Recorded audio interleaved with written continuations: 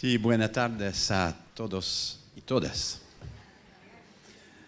Je ne vais pas m'exprimer en espagnol parce que je craindrais d'abîmer votre belle langue.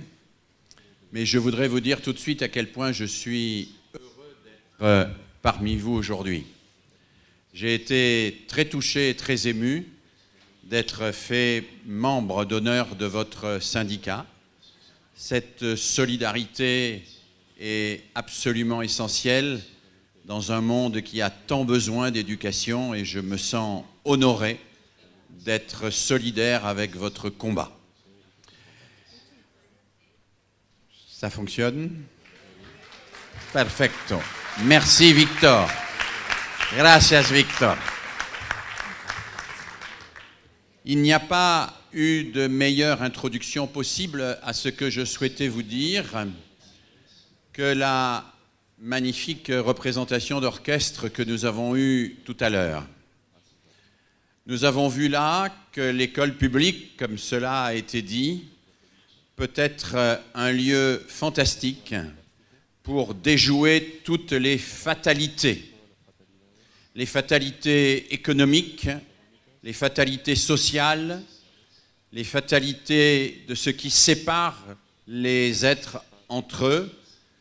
Nous avons vu que l'école publique pouvait les réunir, pouvait leur donner la possibilité de construire un projet ensemble, pouvait leur donner la possibilité de se sentir fiers d'être capables de faire le meilleur en commun. C'est la grandeur de l'école publique que d'être cela, que de résister contre toutes les formes de marchandisation. C'est la grandeur de l'école publique que d'être capable de ne pas céder à l'individualisme et au libéralisme pour montrer que la solidarité et l'éducation peuvent préparer l'avenir bien mieux que le commerce et la marchandise. Alors, je voudrais vous dire quelques mots sur le sujet qui m'a été proposé, pédagogie et politique. C'est un sujet difficile et qu'il est difficile d'aborder pour moi dans un pays dont je ne connais pas complètement le contexte politique. Je vais partir d'il y a très longtemps pour vous montrer que les rapports entre le pédagogue et le politique n'ont jamais été simples. Le premier exemple que nous avons, celui que vous connaissez tous, c'est celui de Socrate. Vous savez que Socrate a été obligé de boire la ciguë, c'est-à-dire qu'il a été assassiné par les tenants portants de la démocratie athénienne parce qu'il était suspecté de corrompre la jeunesse. En réalité, Socrate ne corrompait pas la jeunesse. Socrate tentait de permettre à chaque jeune Athénien de comprendre ce qu'il faisait, de penser lui-même ce qu'il devait décider et de ne pas se soumettre au pouvoir des puissants et des riches. Socrate posait des questions face à des politiques qui, eux, prétendaient détenir toutes les réponses et interdire les questions. Le pédagogue, l'éducateur, c'est celui qui pose des questions. C'est celui qui aide à poser des questions, et parfois des questions qui dérangent, parfois des questions qui font un petit peu mal aux politiques. En particulier une question dont Socrate était spécialiste, qui consistait à demander aux politiques « Mais pourquoi vous affirmez de belles choses et pourquoi vous ne les mettez pas en pratique concrètement ?» Parce que trop souvent, en politique, on juxtapose des discours généraux et généreux sur lesquels tout le monde est d'accord. Il faut que l'enfant s'épanouisse, il faut que l'enfant apprenne, il faut que l'enfant soit heureux. Personne ne peut dire le contraire. Mais après, il faut mettre en œuvre cela et il faut tenir parole dans le concret pour que ces intentions généreuses se réalisent concrètement. Trop souvent, le politique se contente d'énoncer les intentions et de couper les budgets derrière. Et quand on énonce les intentions généreuses mais qu'on coupe les budgets, eh bien, à ce moment-là, évidemment, on est en contradiction avec soi-même. Alors, depuis Socrate, les choses ont beaucoup évolué, évidemment. Et les pédagogues ont continué, dans la lignée de Socrate, à poser des questions qui dérangent, à poser des questions qui ne sont pas toujours faciles pour les politiques, mais qui sont les questions fondamentales pour aller vers une société plus humaine et plus démocratique. Dans tous les régimes théocratiques, dans tous les régimes totalitaires, les pédagogues ont eu des ennuis. Ils ont eu des ennuis parce qu'ils invitent chacun à penser par lui-même, parce qu'ils invitent chacun à réfléchir à son avenir et à ne pas se contenter d'obéir à ce qui commande le présent. Alors je dis souvent que quand on doit définir la pédagogie, l'éducation, on peut le faire à travers deux verbes. Qu'est-ce qui vaut la peine d'être enseigné ? Ce qui vaut la peine d'être enseigné, c'est ce qui libère et ce qui unit. Ce qui libère l'enfant de ses préjugés. Ce qui libère l'enfant de tout ce qui l'enferme dans son histoire et dans la fatalité. Ce qui libère l'enfant de tous ceux qui veulent décider à sa place de son avenir. Ce qui libère chacun dans son pouvoir d'initiative. Mais l'éducation, c'est ce qui libère et c'est aussi ce qui unit. C'est ce qui permet à tous les enfants de se sentir solidaires, de se sentir appartenir à une collectivité où, ensemble, ils peuvent construire, non pas séparément, mais conjointement, un monde meilleur. Dans certaines sociétés, on n'enseigne que ce qui unit et pas ce qui libère. Ce sont des sociétés dictatoriales. Dans d'autres sociétés, les sociétés libérales, on n'enseigne que ce qui libère et pas ce qui unit. Ce sont des sociétés individualistes. Le pédagogue, il enseigne à la fois ce qui libère et ce qui unit. C'est-à-dire, il enseigne ce qui permet à des êtres libres de se regrouper dans des collectifs démocratiques. Et cela est fondamental, cela est la base même de ce qui permet à la pédagogie d'être un espoir pour le politique, un espoir pour la démocratie, un espoir pour le monde de demain. Mais quand nous regardons aujourd'hui la situation éducative internationale, nous pouvons être inquiets. Nous pouvons être inquiets parce que, après et à côté des sociétés dictatoriales, à côté des sociétés libérales du début du siècle ou de la moitié du XXe siècle, nous voyons émerger aujourd'hui un nouveau type de politique éducative internationale, globale, mondiale. Nous voyons émerger un type de politique éducative qui s'appuie exclusivement pour prendre les décisions sur des comparaisons internationales, sur des résultats d'évaluation chiffrés qui n'évaluent que ce qui est quantifiable, qui n'évaluent jamais ce qui est l'essentiel dans l'éducation, c'est-à-dire la formation à la citoyenneté. Alors, bien sûr, PISA nous montre qu'on peut obtenir d'excellents résultats avec des projets de société radicalement différents. Les deux pays qui caracolent en tête des classements PISA sont aujourd'hui la Corée du Sud et la Finlande. Mais la Corée du Sud et la Finlande, ils ont ensemble de très bons résultats à PISA, mais ils n'ont pas du tout le même système scolaire. En Corée du Sud, le système scolaire est un système où les enfants sont entraînés à passer des tests tout le temps. En Corée du Sud, le système scolaire est un système de concurrence permanente. En Corée du Sud, le système scolaire est un système dans lequel l'école est redoublée en permanence par des cours particuliers que payent les parents. En Corée du Sud, nous avons une école qui est une école où chacun est contre les autres et non pas avec les autres. En Finlande, au contraire, ça n'est pas parfait.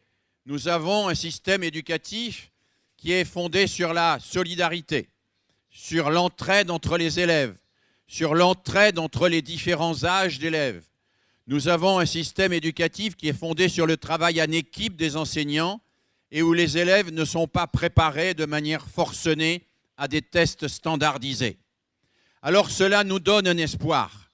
Cela nous montre quelque chose qu'il nous faut dire aux politiques. C'est que si nous voulons de bons résultats scolaires, il n'y a pas qu'une seule manière de les obtenir.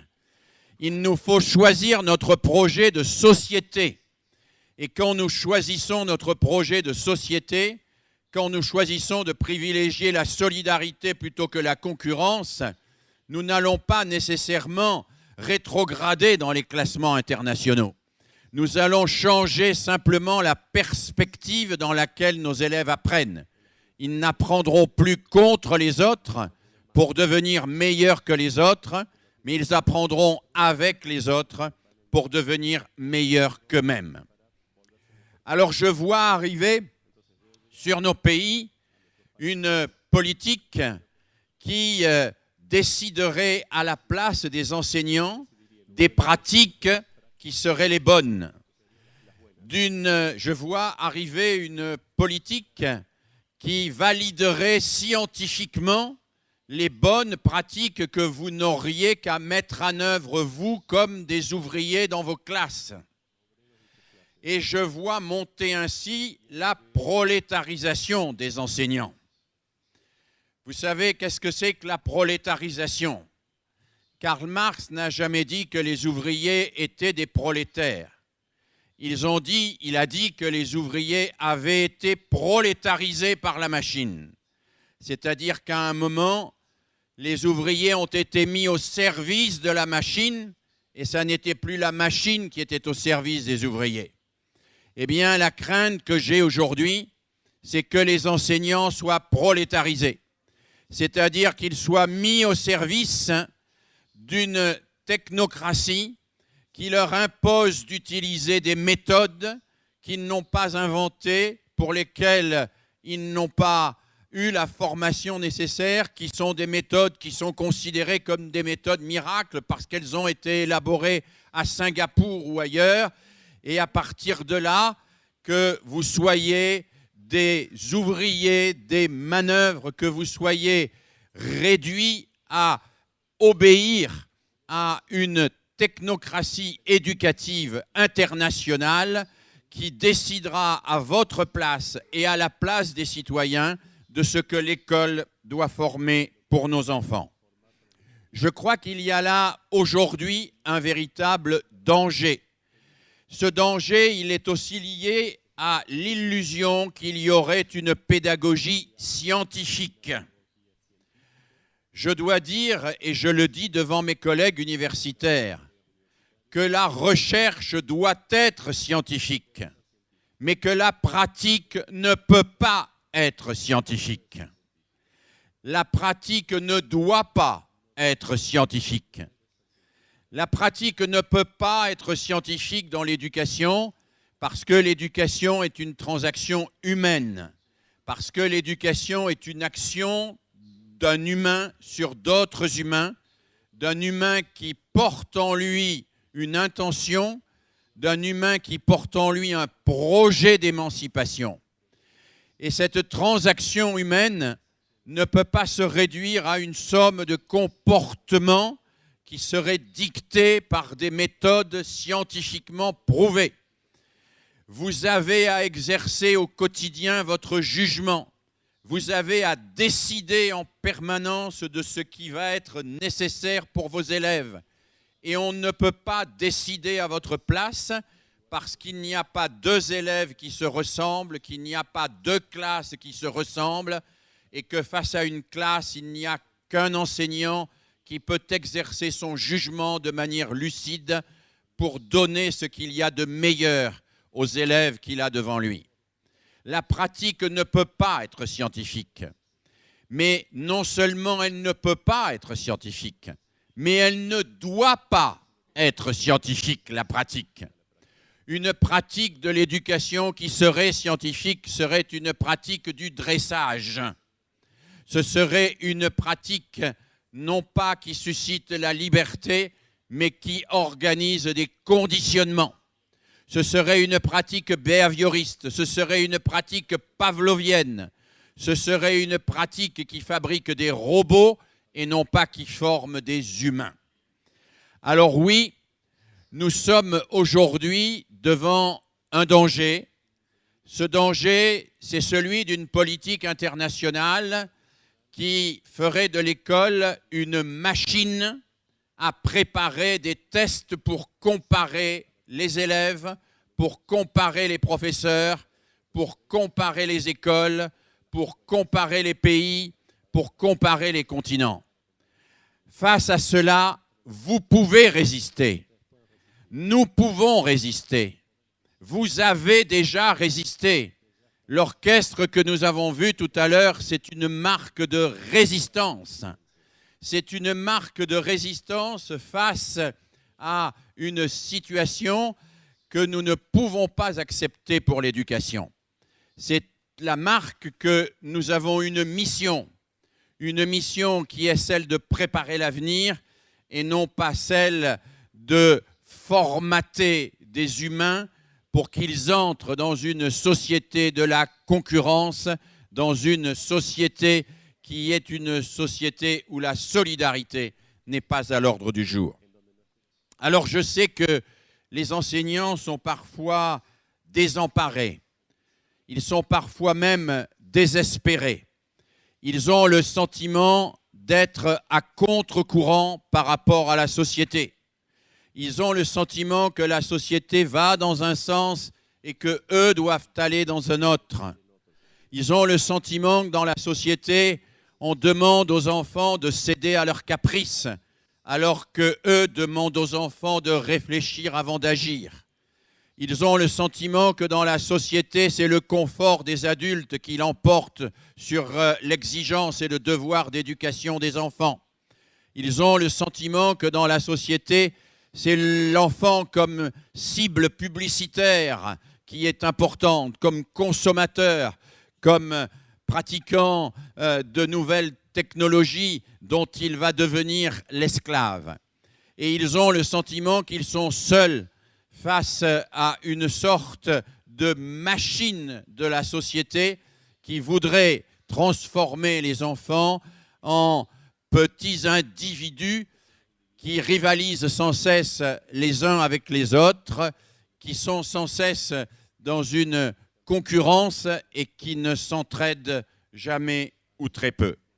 Alors je comprends qu'ils aient parfois, les enseignants, le sentiment d'être abandonnés. Nous disons en France qu'ils ont parfois le sentiment de devoir vider l'océan avec une petite cuillère. Vider l'océan avec une petite cuillère, c'est difficile, c'est compliqué, c'est long. Et parfois, on peut se dire que l'on n'y arrivera pas. Mais en matière d'éducation, on n'a jamais le droit de désespérer. Parce que les enfants sont là. Et qu'ils sont là pour nous appeler à nous relever, à relever la tête. Qu'ils sont là pour nous dire... Oui, vous préparez notre avenir. Oui, c'est notre avenir qui importe et pas la dictature du présent.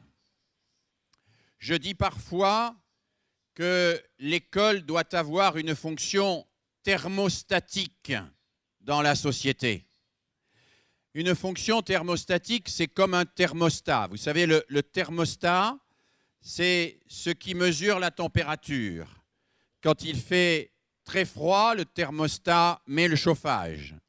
Quand il fait chaud, le thermostat fait démarrer la climatisation. Eh bien, l'éducation, l'école, elle doit servir de thermostat. Dans une société individualiste, l'école doit créer du collectif. Dans une société de l'immédiateté, l'école doit permettre l'émergence de la pensée. Dans une société de la concurrence, l'école doit être ce qui construit de la solidarité.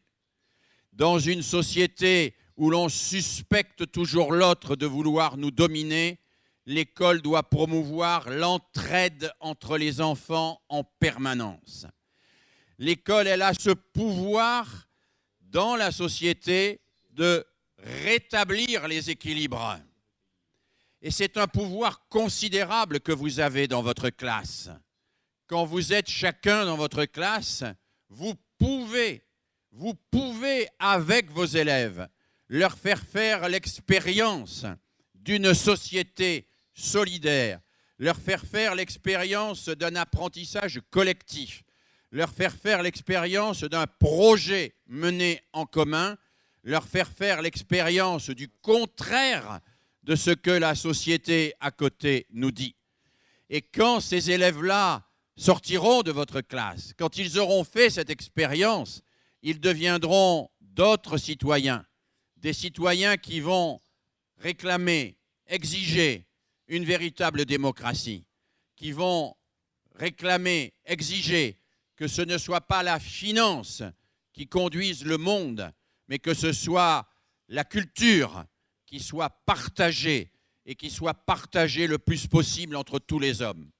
Parce que dans la finance, il y a les spéculateurs qui gagnent beaucoup d'argent et il y a ceux qui en perdent énormément. Mais dans la culture, quand on la partage, tout le monde y gagne. Tout le monde peut partager la culture, la fête de la culture, comme nous avons partagé tout à l'heure les tangos que nous ont chantés et interprétés cet orchestre et cette chanteuse. Oui, nous avons le pouvoir de cette découverte fabuleuse. Nous pouvons, avec nos élèves au quotidien, permettre des affranchissements furtifs qui font entrevoir qu'autre chose est possible. Un autre monde est possible. Et quand nos élèves auront compris, parce que nous aurons travaillé avec eux dans la classe, autrement, qu'un autre monde est possible, alors nous pourrons leur laisser le monde en espérant qu'ils le rendront meilleur. Voilà ce que je voulais vous dire en introduction.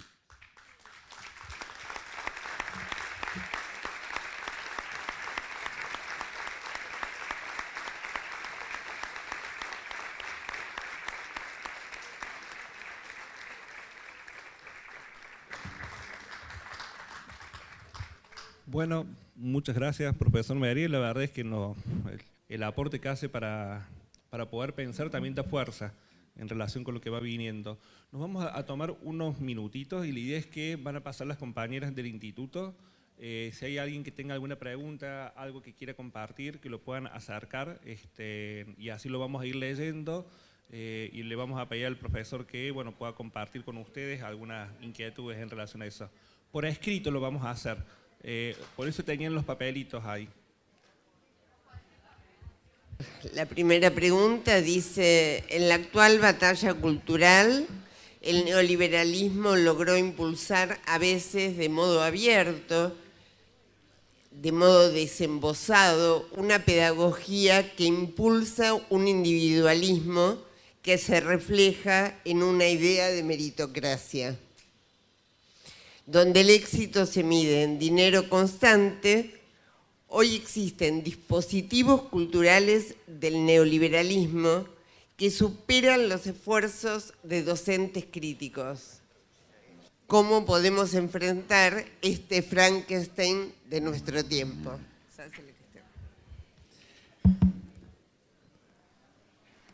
Je voudrais d'abord faire une petite remarque sur la notion de méritocratie. Parce que trop souvent, le mot de méritocratie est dévoyé et le mot de mérite est dévoyé. Le mérite, nous ne pouvons pas le critiquer, le mérite, c'est évidemment quelque chose d'important. Mais à condition de reconnaître qu'il y a diverses formes de mérite et qu'il n'y a pas une hiérarchie des mérites. Une chose très importante est de dire que quelqu'un qui va jusqu'au bout de son travail, qu'il soit menuisier ou qu'il soit ingénieur, a le même mérite. Et que ce n'est pas parce qu'on est ingénieur qu'on a plus de mérite que quand on est ouvrier ou que quand on est paysan. Le mérite, c'est le fait de bien faire son travail. Et nous devons enseigner à nos élèves le fait de bien faire leur travail, de chercher la perfection dans le travail. Mais nous devons aussi leur enseigner que la perfection peut être atteinte dans tous les domaines, que la perfection, ça n'est pas simplement dans la politique, ce n'est pas simplement dans l'économie, c'est aussi dans la culture, c'est aussi dans l'artisanat, c'est aussi dans le travail quotidien que font chacune et chacun d'entre eux dans leur famille, dans leur quartier. Le mérite, bien sûr que c'est une bonne chose. Ce qui est une mauvaise chose, c'est de considérer qu'il y a des vrais méritants, qui sont ceux qui ont des postes de responsabilité ou qui ont fait des études abstraites, et que les autres sont moins méritants parce qu'ils n'ont pas fait de telles études. Mais s'ils ont fait leur travail avec conviction, s'ils ont cherché la perfection dans ce qu'ils font, alors ils auront contribué à leur place à construire une société meilleure. Chacun peut avoir ce mérite-là. Et il nous faut revendiquer le mérite, mais il ne faut pas accepter la méritocratie qu'on nous impose. Revendiquer le mérite, c'est de revendiquer que tout travail accompli doit être considéré comme un travail méritant. Et ça, c'est très important. Alors bien sûr, je comprends l'inquiétude de ce collègue qui dit qu'il existe des dispositifs qui font qu'il ne suffit pas d'être un enseignant critique parce que la machinerie de l'école est extrêmement puissante. Mais dans cette machinerie, nous avons des espaces de liberté. Quand un sujet, quand un élève entrevoit quelque chose d'un peu différent de ce que toute la société lui transmet comme message, cette découverte est irréversible. Peut-être que ça ne changera pas tout de suite la société, mais un enfant qui découvre qu'il y a du bonheur à apprendre, qu'il y a du bonheur à comprendre, qu'il y a plus de bonheur à céder qu'à s'attaquer ou qu'à exercer la violence. Un enfant qui comprend qu'en aidant quelqu'un d'autre, il progresse encore plus lui-même. Un enfant qui comprend que chacun doit être respecté avec ses difficultés et avec ses ressources, et que chacun a des ressources et des difficultés. Un enfant qui comprend cela, même s'il le comprend fugitivement, même s'il le comprend à travers une activité qui ne dure pas longtemps, ça change son point de vue sur le monde. Alors, les grands systèmes, au bout d'un certain temps, finiront bien par être ébranlés si tous ceux et toutes celles qui sont passés dans vos classes ne sont plus les complices de ces grands systèmes, mais deviennent, grâce à vous, des gens qui ont un pouvoir critique sur ces systèmes, deviennent, grâce à vous, des gens qui vont se positionner pour ne pas subir le système, mais pour s'engager et le transformer.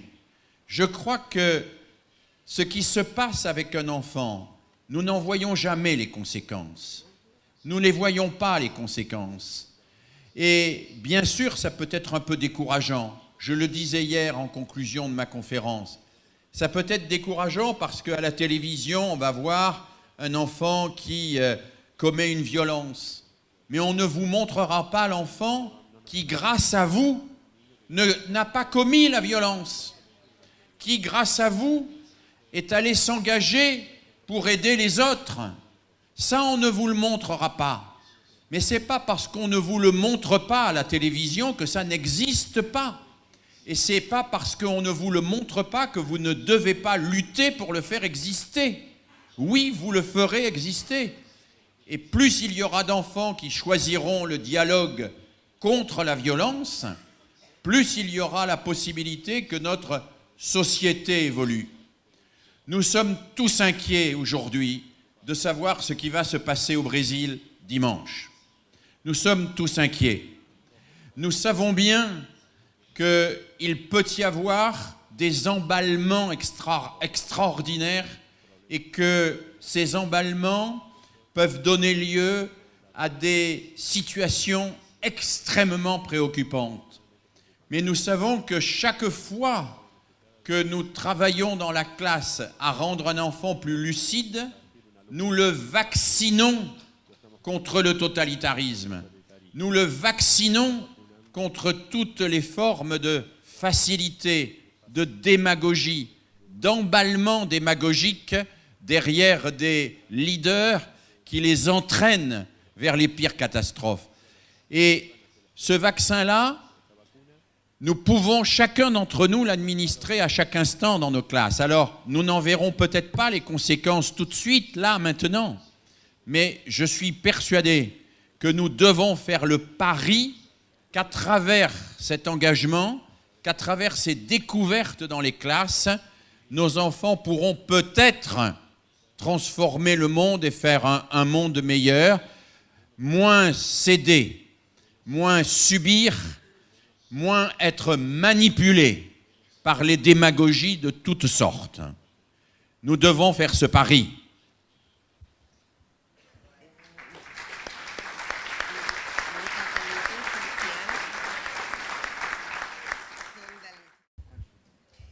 La pregunta que va a responder Philippe es de un colega que dice: las fatalidades sociales actuales entraron con fuerza en las escuelas.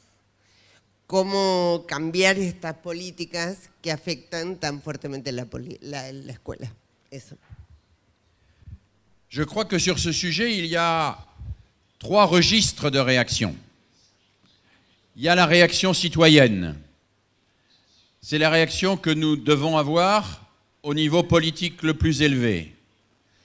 C'est notre engagement politique pour une société plus juste, c'est-à-dire pour une société qui donne plus à ceux qui ont moins et qui donne mieux à ceux qui ont moins. Donner plus et mieux à ceux qui ont moins, c'est garantir le droit à l'éducation pour tous, dont vous avez parlé tout à l'heure.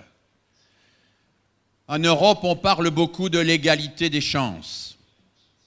L'égalité des chances est une escroquerie. L'égalité des chances, ça n'est pas un idéal éducatif. L'idéal éducatif, c'est le droit à l'éducation pour toutes et tous. Et le droit à l'éducation, cela suppose que l'État investisse plus pour ceux qui ont le plus besoin, pour ceux qui ont eu le plus de difficultés sociales et pour lesquels une éducation renforcée est nécessaire.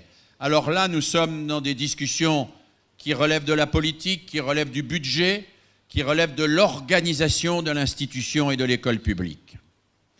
Il y a ensuite un deuxième niveau.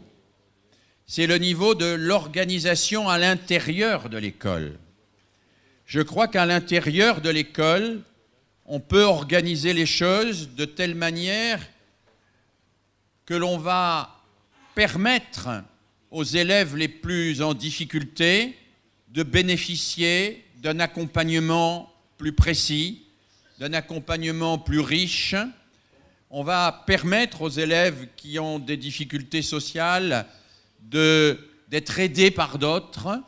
On va organiser des groupes qui permettront à certains moments de leur donner une forme d'aide particulière, spécifique, qui vont leur permettre peut-être pas de rattraper tout leur retard, mais qui vont leur permettre de retrouver confiance et qui vont leur permettre au sein de l'école de rester dans l'école avec les autres, mais d'avoir une aide particulière qui va favoriser leur réussite. Et puis il y a un troisième niveau qui est le niveau propre de la pédagogie.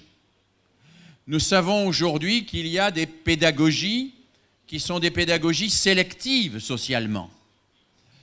Nous avons beaucoup d'études sur cette question. Les pédagogies sélectives sont des pédagogies qui utilisent beaucoup les sous-entendus, qui n'explicitent pas les choses et qui fonctionnent à ce que nous appelons la complicité culturelle.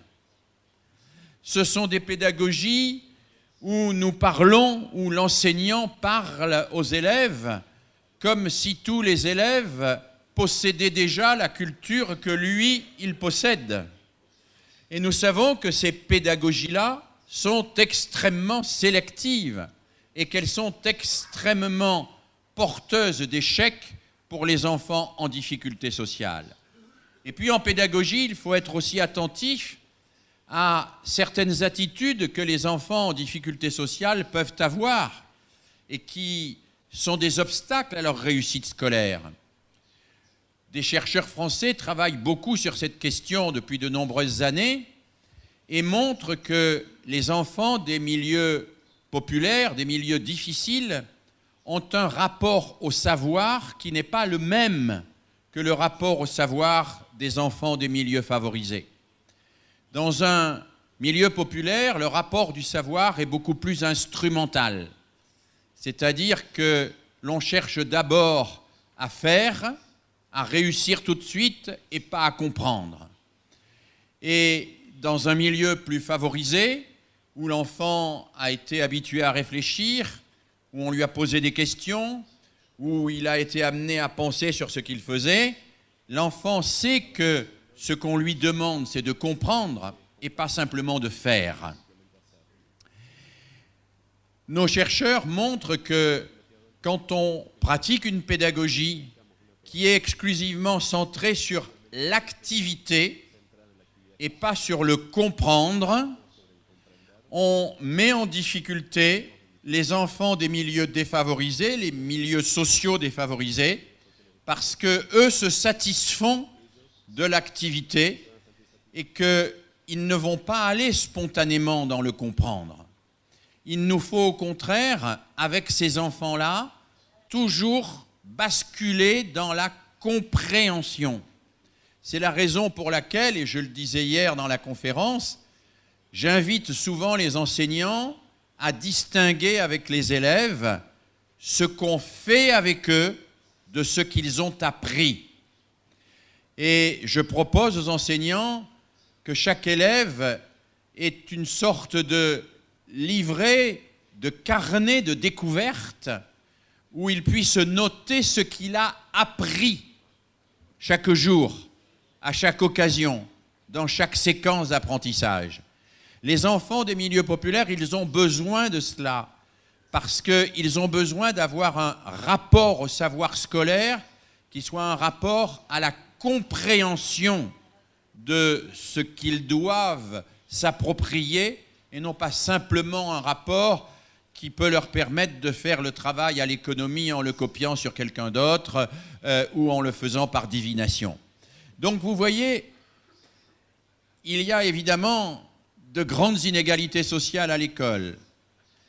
Il y a le niveau politique, budgétaire, organisationnel. Et il faut se battre en tant que citoyen à ce niveau-là, et le syndicat se bat à ce niveau-là. Il y a le niveau de l'école, de l'établissement, où l'équipe des enseignants peut ensemble chercher des moyens pour organiser la vie de telle façon à aider plus particulièrement les élèves en difficulté sociale. Et on a vu à travers l'orchestre qu'il y avait des beaux moyens pour cela. Et puis il y a le niveau pédagogique, tous les jours dans la classe, pour faire attention que ces enfants en difficulté sociale ne soient pas laissés de côté, dans les explications, dans les exercices, dans les travaux que l'on mène avec eux. Alors on ne renversera pas la fatalité sociale que par l'école. L'école, à elle toute seule, ne supprimera pas les inégalités. Bien sûr que c'est le politique, l'économique, le social qui vont travailler à supprimer les inégalités. Mais l'école peut quelque chose contre les inégalités. Elle ne peut pas tout, mais elle peut quelque chose. Et le fait de savoir que nous pouvons quelque chose, c'est extrêmement important pour nous. Nous pouvons quelque chose contre les inégalités, même si nous ne pouvons pas tout.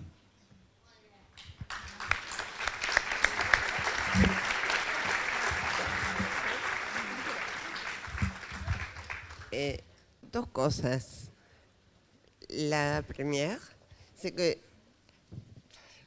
nosotros tenemos en Argentina sindicatos que no solo se ocupan del primer nivel, ¿no?, sino que se ocupan también de lo que pasa en la escuela y de lo que pasa en la pedagogía y en el aula. En una investigación, research, que hicimos comparada en América Latina, no pasa lo mismo dans tout le pays de l'Amérique latine, ¿no? O sea, la Argentina, una investigación comparada en distintos sindicatos de América Latina, hay sindicatos que uno habla con el secretario general y podría estar hablando con el secretario general de un sindicato metalúrgico. Las vacaciones y demás se cuentan de ese modo. En Argentina hay una reflexión pedagógica particular de los sindicatos y eso hace que hoy sean un actor político central del debate, no solo en términos presupuestarios, sino también en la defensa de la escuela pública, ¿no? Hay varias preguntas de cuestión que preguntan qué hacer con los maestros, las maestras, los profesores que acuerdan con este discurso hegemónico, ¿no? ¿Qué hacer? Son las preguntas. Aprovecho y la complemento con otra pregunta que me parece que puede permitir dialogar con esto que planteaba Alejandra, que plantea lo siguiente: renunciar al carácter científico de la práctica en la escuela, ¿no sería precisamente garantizar que solo algunos tengan el poder del conocimiento y con ello una práctica carente de una perspectiva de liberación? Je vais commencer par la deuxième question. Bien évidemment, je suis moi-même un chercheur et je me revendique scientifique dans ma recherche. Je crois que l'éducation a besoin de la science. Elle a besoin de la recherche scientifique. Elle a besoin de la recherche en psychologie, elle a besoin de la recherche en sociologie, elle a besoin de la recherche en didactique, elle a besoin de la recherche en neurosciences, elle a besoin de la recherche dans tous les domaines. Mais les données scientifiques ne nous disent pas quel type d'homme et de société nous voulons promouvoir. Ce sont des éléments qui nous informent sur les moyens que nous pouvons utiliser, pas sur le but vers lequel nous allons aller. Le but, il n'est pas scientifique. La science ne nous donne aucun but. Elle ne nous donne que des moyens. Et ces moyens, il nous faut les mettre au service d'un but, au service d'une idée. Nous pouvons utiliser les neurosciences, nous pouvons utiliser la psychologie cognitive au service d'une école de la concurrence acharnée. Mais nous pouvons utiliser aussi des connaissances qui nous sont proposées par la psychosociologie, par la psychologie cognitive, au service d'une école de la coopération. Donc je ne suis pas du tout hostile à la science. Je crois qu'il faut produire des savoirs scientifiques. Nous avons besoin de savoirs scientifiques, de nombreux savoirs scientifiques. Mais nous ne pouvons pas nous laisser dicter notre comportement par la science. La science s'écrit à l'indicatif et non pas à l'impératif. Je ne sais pas si cette distinction de mode se comprend en espagnol. Oui. La science nous dit ce qui est, elle ne nous dit pas ce qui doit être. Elle nous dit comment ça se passe, elle ne nous dit pas vers quel chemin nous devons aller. La science, c'est un ensemble d'indicateurs, c'est le tableau de bord.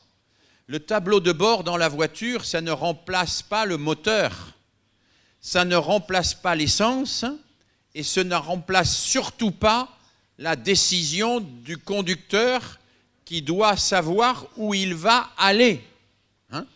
Et c'est le conducteur qui décide où il doit aller.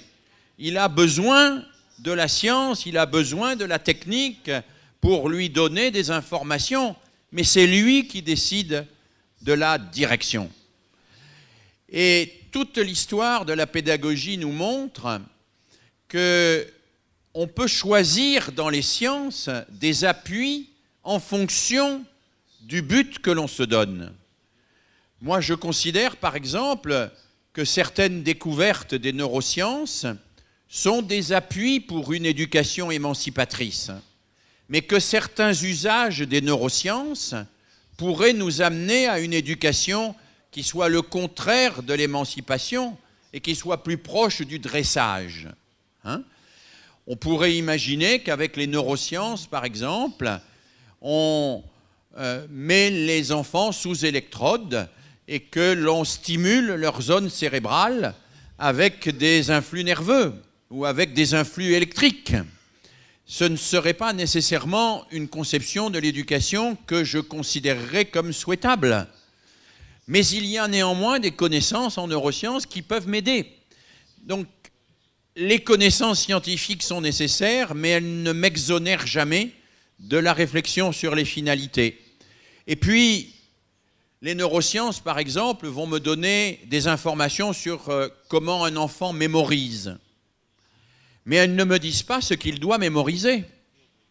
Elles ne me disent pas s'il vaut mieux qu'il mémorise un poème, s'il vaut mieux qu'il mémorise une carte de géographie, s'il vaut mieux qu'il mémorise les sourates du Coran, ou s'il vaut mieux qu'il mémorise la liste des autobus de Cordoba.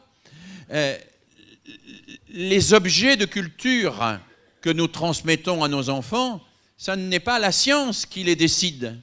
C'est nous qui décidons de ce que les enfants doivent apprendre.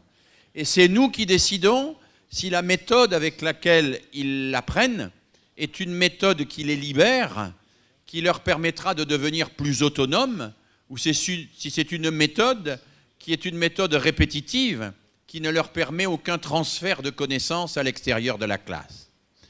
Alors la question sur les collègues qui sont en accord avec une sorte d'idéologie néolibérale de la concurrence généralisée, c'est une question difficile. C'est une question difficile. Je pense qu'il faut d'abord chercher à parler avec eux, à les convaincre, et que c'est un travail de conviction que fait aussi évidemment le syndicat. Mais je crois plus profondément qu'un enseignant qui s'engage a toujours quand même plus ou moins le désir de faire réussir ses élèves. Il est toujours quand même mu par la volonté de promouvoir ses élèves et que si on l'aide à découvrir ce qui peut faire grandir ses élèves en humanité, je crois qu'il comprendra que c'est ça qui est important. C'est ça qui est important. Ce qui me pose le plus de problèmes, ce n'est pas les collègues, ce sont les parents. C'est l'opinion publique qui est facilement manipulée. En France, par exemple, on explique à l'opinion publique qu'il suffit de faire des dictées pour que tous les enfants apprennent l'orthographe. on explique à l'opinion publique qu'il suffirait d'utiliser la méthode de Singapour pour que tous les enfants apprennent le calcul. Je crois que ce n'est pas vrai.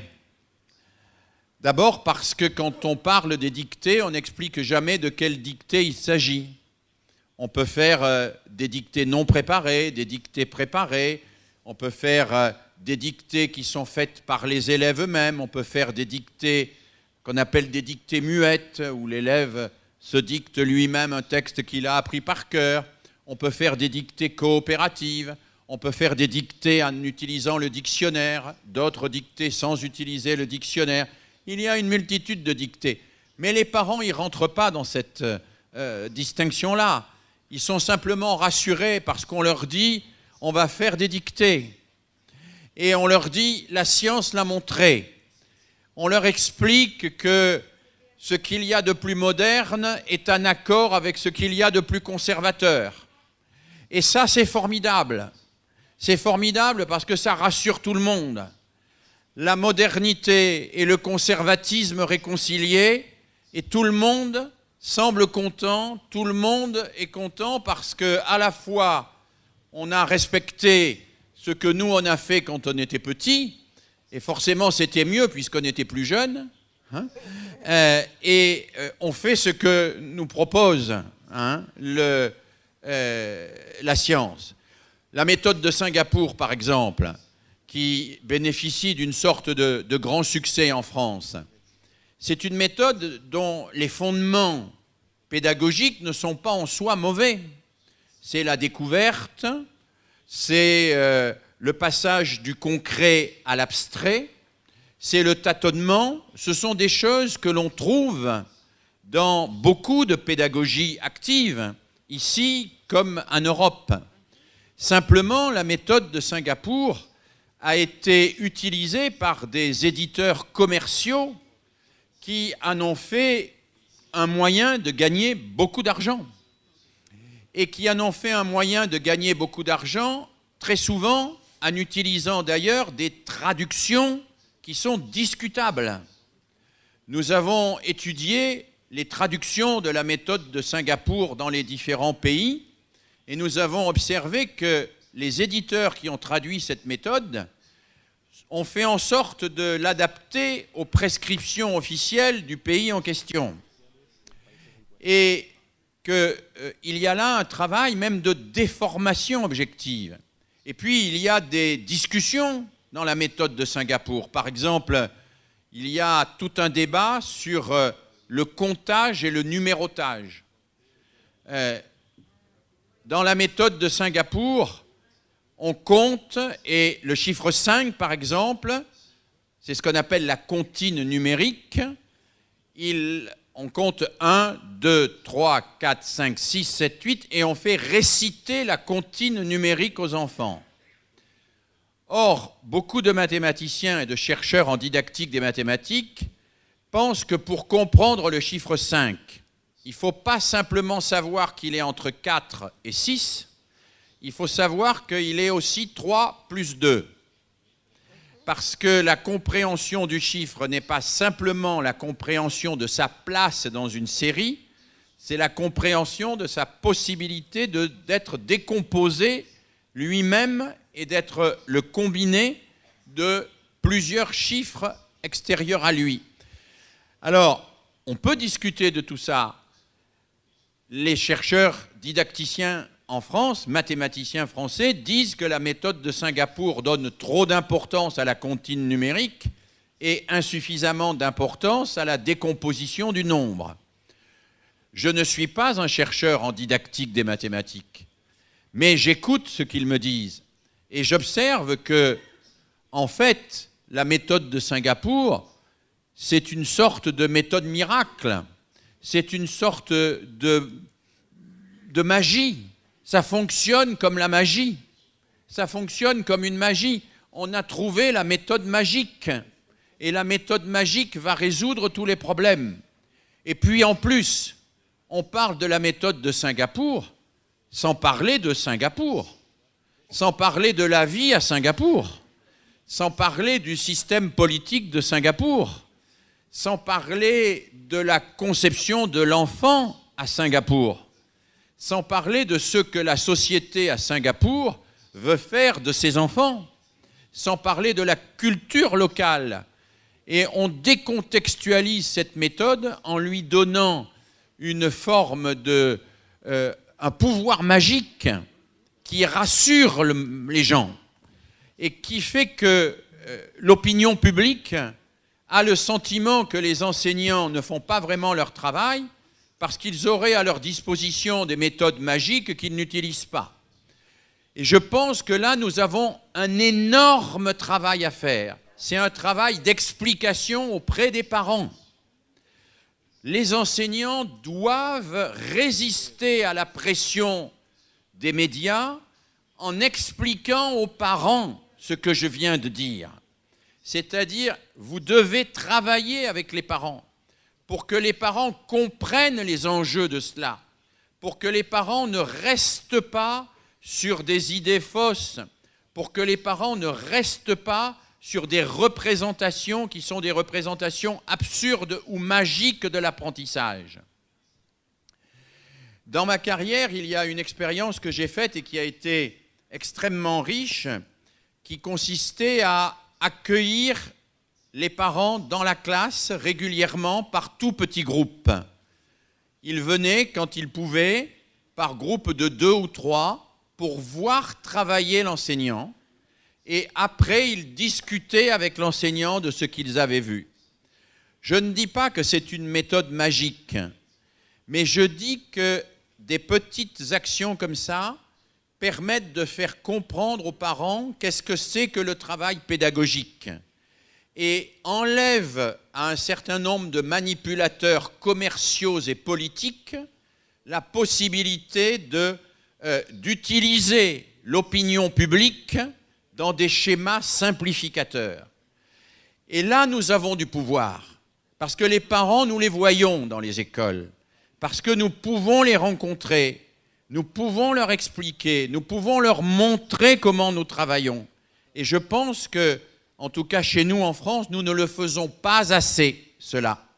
Et comme nous ne le faisons pas assez, eh bien les parents, ils sont attentifs à toutes ces sirènes de l'opinion publique qui leur racontent un certain nombre de sottises, qui sont des sottises qui les font intervenir à la fois comme électeurs et comme parents d'une manière qui est très souvent contraire à nos ambitions pédagogiques.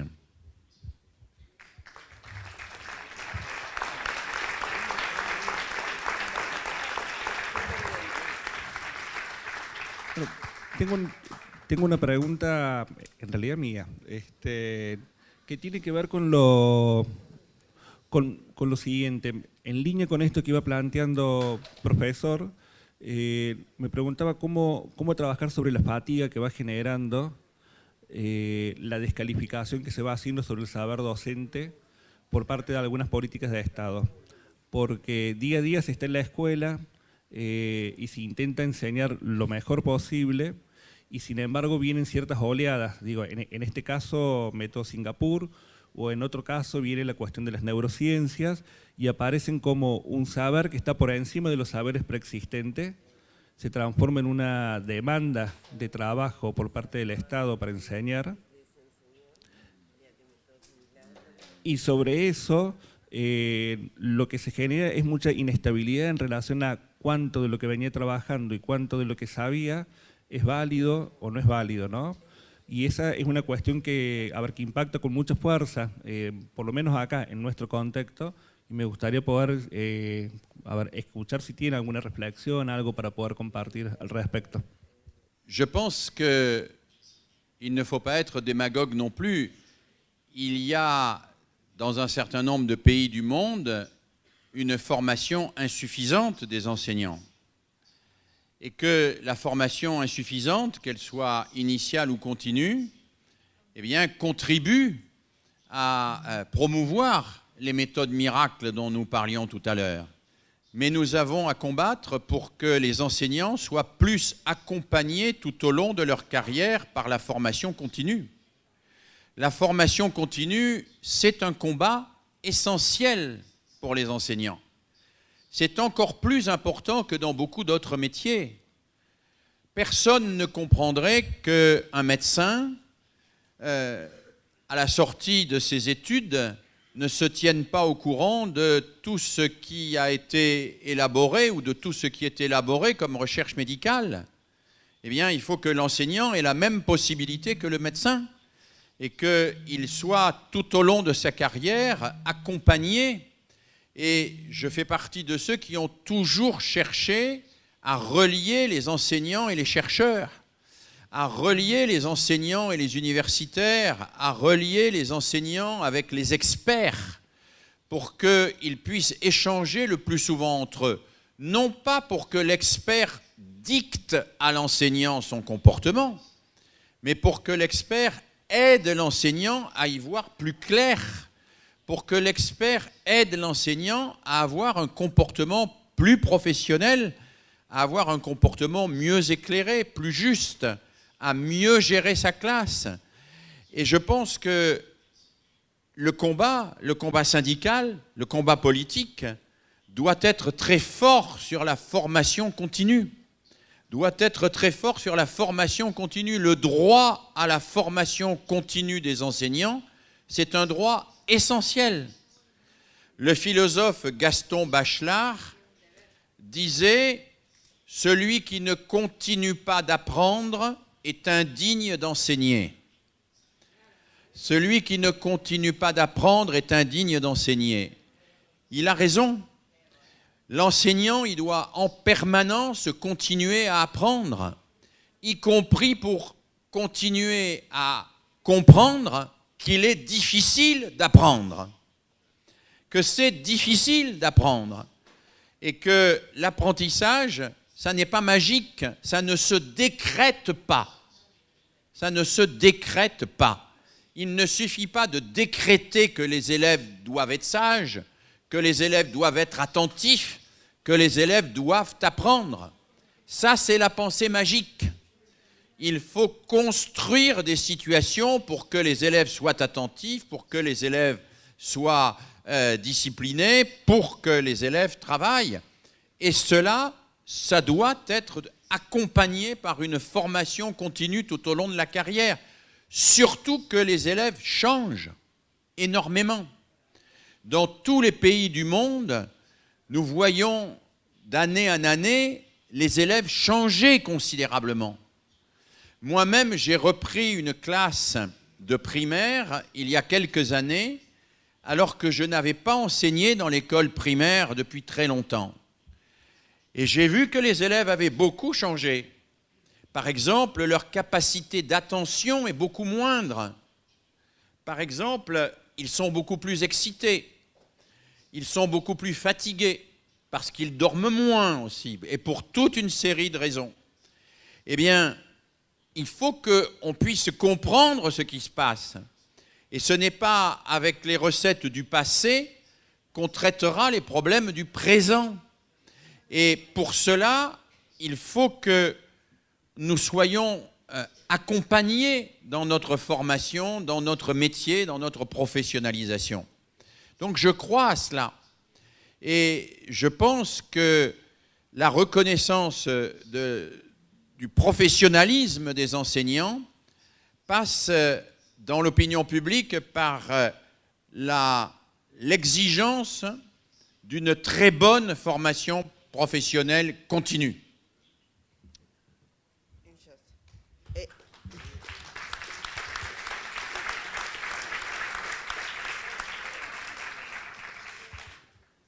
En Argentina, a diferencia de Francia y de otros países, hay una formación continua importante, sobre todo después del plan del PNFP, ¿no? El plan de formación permanente. Mais la formación continua sigue, los contenidos están tomados por secuencias didácticas iguales para todo el país que responden a PISA. Oui. Alors, la question que pose Alexandra est évidemment très importante. Si nous voulons obtenir d'excellents résultats dans PISA, il faut entraîner nos élèves à faire les tests PISA dès l'âge de 2 ans. Et on obtiendra de très bons résultats à PISA, c'est certain.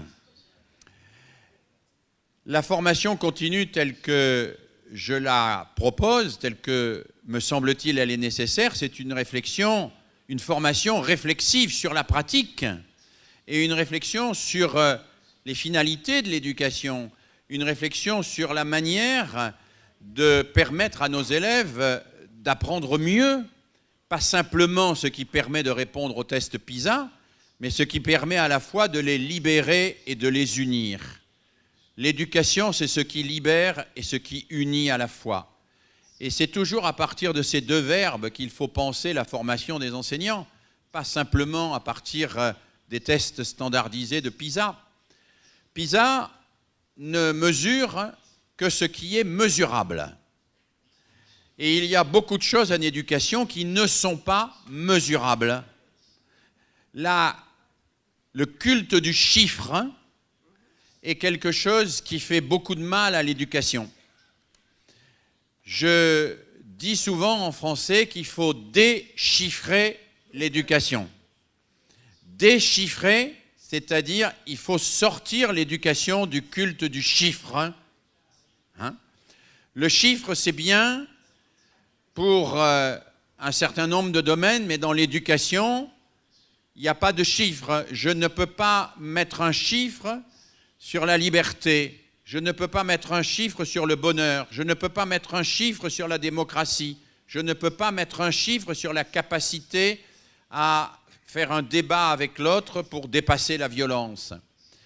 Et nous devons revendiquer une éducation qui ne soit pas entièrement pilotée par les chiffres, mais qui soit pilotée par les finalités, par les objectifs éducatifs que nous nous donnons. Déchiffrer l'éducation, libérer l'éducation de l'hégémonie du chiffre, ce serait évidemment quelque chose de très important. Ça ne veut pas dire que nous ne voulons pas être évalués, parce que, évidemment, on pourrait nous reprocher en disant « Vous ne voulez pas préparer PISA parce que vous ne voulez pas être évalué. Parce que vous êtes des mauvais professeurs et que vous ne voulez pas qu'on s'en aperçoive. » Non, nous acceptons d'être évalués, mais nous voulons être évalués sur des choses que nous-mêmes nous revendiquons et que nous partageons. Donc nous voulons être associés aux outils d'évaluation et à la confection des outils d'évaluation. Nous voulons que soit évalué dans un établissement pas simplement le résultat à PISA, mais aussi est-ce qu'il y a des projets culturels? Est-ce qu'il y a moins de violence? Est-ce qu'il y a plus d'entraide entre élèves? Et nous voulons il faut que ces indicateurs-là soient présents dans l'évaluation. Donc nous avons un combat à mener pour que l'évaluation ne tienne pas compte que des indicateurs PISA, mais tienne compte d'éléments qui sont pour nous des éléments fondamentaux de notre projet éducatif. Nous pouvons par exemple demander que les élèves soient évalués en fonction de leur capacité à aider les autres. Ce serait une évaluation. Nous pouvons demander que les élèves soient évalués en fonction de leur capacité à participer à un groupe artistique. Ce serait une évaluation. Nous pouvons demander à être évalués en fonction de la capacité qu'ont les élèves à mener un débat serein sur un sujet difficile. Nous pouvons demander des évaluations de ce type et nous devons dire que nous voulons être évalués là-dessus aussi. L'évaluation, nous n'y échapperons pas. Elle est toujours là, l'évaluation. La seule chose que nous pouvons faire et que nous devons faire, c'est peser en tant que syndicat, peser en tant que citoyen, pour que les critères d'évaluation correspondent à notre mission. et qu'il ne soit pas réduit aux critères quantitatifs des comparaisons internationales. Voilà.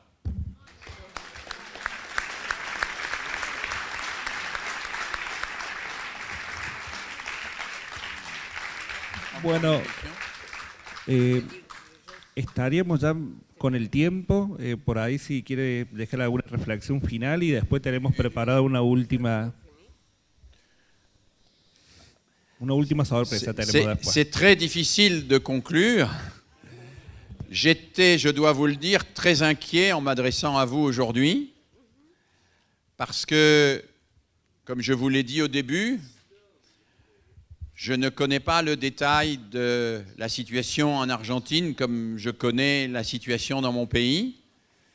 Et sur la question politique, c'est toujours difficile quand on est un étranger d'intervenir. Mais la politique, ça n'est pas simplement la gestion des élections, c'est la réflexion sur le monde que nous voulons construire. Et c'est dans cela que j'ai compris le mot politique. Et le monde que nous voulons construire ensemble, et je crois l'avoir compris à travers ce que vous avez dit et à travers l'histoire de votre syndicat, c'est un monde de la solidarité, du travail en équipe, de l'entraide. C'est un monde dans lequel nous luttons contre toutes les formes d'individualisme. L'individualisme est là, à nos portes. L'individualisme est dans la rue, l'individualisme est même dans les familles. L'individualisme est dans l'économie, il est partout. Nous pouvons, contre cet individualisme, créer des petits collectifs. À la fin d'un de ces livres, le grand romancier italien qui s'appelle Italo Calvino, écrit que nous vivons aujourd'hui dans un enfer, mais qu'il y a deux manières de vivre dans l'enfer. La première manière, c'est de s'en accommoder et de fermer les yeux. La deuxième manière, c'est de repérer ce qui, dans l'enfer, n'est pas l'enfer. C'est de repérer les lieux où il y a autre chose que l'enfer, autre chose que l'individualisme, autre chose que la concurrence, autre chose que la violence, et de faire exister ces lieux, de les faire durer, de faire en sorte que ces lieux-là deviennent des territoires de l'espoir. Eh bien, je voudrais, en conclusion, que chacune de vos classes soit un lieu qui soit un territoire de l'espoir, soit un lieu qui ne soit pas l'enfer, et soit un lieu d'où on puisse espérer qu'on fera reculer l'enfer. Voilà, merci.